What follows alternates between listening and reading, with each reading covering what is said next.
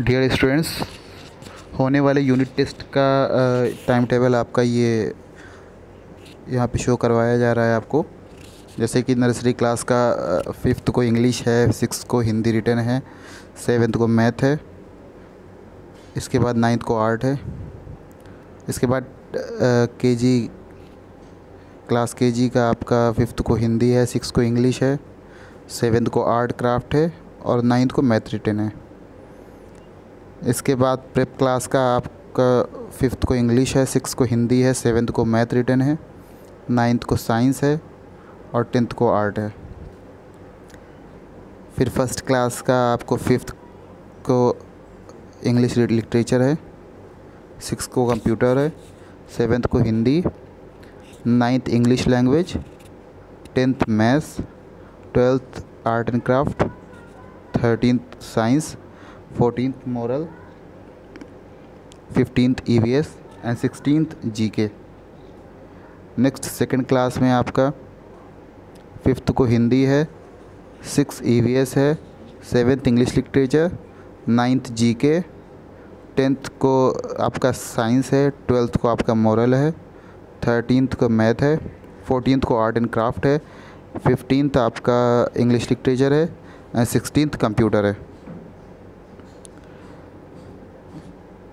फिर आपका third class में 5th को English literature, 6th GK, 7th Hindi, 9th computer, 10th math, 12th Sanskrit, 13th को है आपका साइंस, 14th को आपका मॉरल है, 15th को आपका EVS है, 16th को इंग्लिश लैंग्वेज एंड आर्ट है। इसके बाद क्लास 4th का ये है टाइम टेबल पूरा। नेक्स्ट हम आते हैं 5th क्लास के टाइम टेबल पे। ये है आपका 5th क्लास का टाइम टेबल। अब हम आते हैं क्लास 6 के टाइम टेबल पे। ये आपका क्लास 6 का टाइम टेबल है। इसी तरह क्लास 7 तक आपका टाइम टेबल, क्लास 8 का टाइम टेबल। आप स्क्रीनशॉट भी अपना ले सकते हैं। वीडियो को ओपन करके जब आपके क्लास का शो हो तो वहाँ पे स्क्रीनशॉट ले लीजिए आप। ये 9th क्लास का है,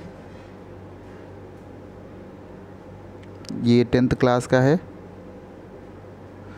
नेक्स्ट आपके 11th A1 A2 का है ये।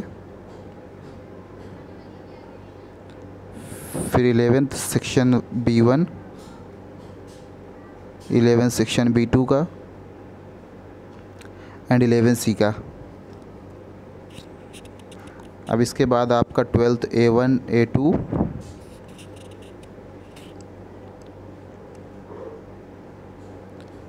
12 B1, 12 B2, 12C। इस तरीके से आपका पूरा ये टाइम टेबल हो गया। एक बार फिर से मैं दिखा देता हूँ आपको। Nursery KG prep class 1st, 2nd, 3rd, 4th, 5th, 6th, 7th, 8th, 9th, 10th, 11 A1, 11th A2, 11th B1, 11th B2, 11C, 12 A1 A2, 12 B1, 12 B2 and 12C। तो ये आपका कंप्लीट टाइम टेबल है। इसी के हिसाब से आपको test देना होगा। जिस तरीके से पहले की वीडियो में बताया गया था कि आपको पेपर आपके क्लास वर्क में या होमवर्क के ऑप्शन में मोबाइल ऐप में ही मिल जाएगा। आपको वहाँ से आपको पेपर देखना है, फिर क्वेश्चन क्या क्या दिए गए हैं और सारे क्वेश्चन का आंसर आपको एक पेज में लिख लेना है। लिखने के बाद उन्हीं आंसर को आपको क्वेश्चन आंसर के ऑप्शन में जा कर के अपनी क्लास टीचर को सिलेक्ट करना है। अगर आपको पता है कौन क्लास टीचर है तो ठीक है, अगर उनका नाम नहीं शो कर रहा है या नहीं पता है तो वहाँ पे एक डेमो टीचर करके दे दिया गया है ऑप्शन। उस डेमो टीचर पे जा कर के आप अपना उसी आंसर को लिख सकते हैं, क्योंकि सारे ऑप्शन, सारे क्वेश्चंस जो रहेंगे वो सभी ऑब्जेक्टिव टाइप क्वेश्चन रहेंगे और ट्रू फॉल्स रहेंगे। तो आपको बस सिंपली राइट आंसर लिखना है, यानी क्वेश्चन फर्स्ट का राइट आंसर डी, क्वेश्चन 2 का राइट आंसर सी, क्वेश्चन 3 का राइट आंसर ए, इस तरीके से लिखना है। और ट्रू फॉल्स में मान लीजिए क्वेश्चन अगर ट्रू फॉल्स अगर 12वें नंबर से है या 11वें नंबर से क्वेश्चन है या 21वें नंबर से है तो क्वेश्चन नंबर लिखना है कि 21st answer true, 22nd answer false. इस तरीके से आपको पूरा उसी में रिप्लाई दे देना है आपको।